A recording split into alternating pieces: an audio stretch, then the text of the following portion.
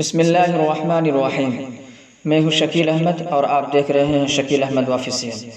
چند دنوں پہلے میں کسی کام سے بینک گیا۔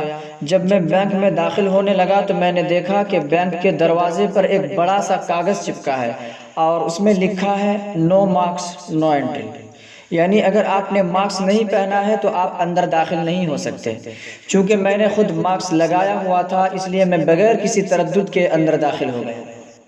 اندر دو لوگ بیٹھے تھے جو سختی سے اندر آنے والوں سے اس قانون پر عمل کروا رہے تھے کہ جس نے بھی مارکس نہیں لگایا ہے وہ اندر داخل نہیں ہو سکتا۔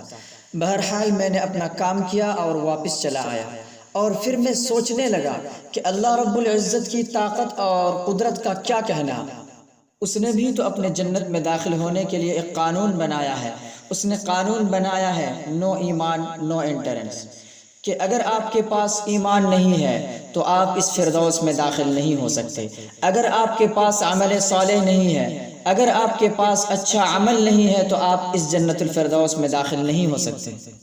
اس نے بھی تو قانون بنایا ہے کہ اس دن شراب کے عادی لوگ جنت میں داخل نہیں ہوں گے، اس دن بال میں کالا خضاب لگانے والے جنت میں داخل نہیں ہو سکیں گے، اس دن بلا وجہ شوہر سے طلاق مانگنے والی عورت جنت میں داخل نہیں ہو سکے گی، اس دن والدین کے نافرمان جنت میں داخل نہیں ہو سکیں گے، اس دن قطع رحمی کرنے والے یعنی رشتے کو توڑنے والے جنت میں داخل نہیں ہو سکیں گے، اس دن پڑوسی کو تکلیف پہنچانے والے جنت میں داخل نہیں ہو سکیں گے، اس دن خودکشی کرنے والے لوگ جنت میں داخل نہیں ہو سکیں گے۔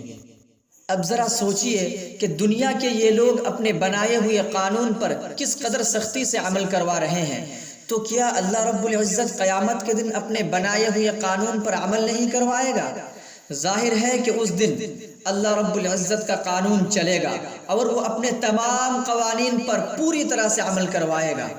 کبھی تنہائی میں سوچئے گا کہ جب ہم ایک چھوٹے سے مارکس کے بغیر بینک میں داخل نہیں ہو سکتے تو پھر کیا بغیر نیک عمل کے ہم اتنی بڑی فردوس اور اتنی بڑی جنت میں داخل ہو سکیں گے؟ اگر جنت میں داخلہ چاہتے ہیں تو جس طرح آپ نے ابھی مارکس کے قانون پر عمل کیا ہے اسی طرح نیک عمل والے قانون پر بھی عمل کیجئے، اور صرف خود ہی نہیں بلکہ دوسروں تک بھی اس کلپ کو پہنچائیے تاکہ وہ بھی اس چیز پر عمل کر سکے اور ہم سب جنت میں ایک ساتھ داخل ہو سکیں۔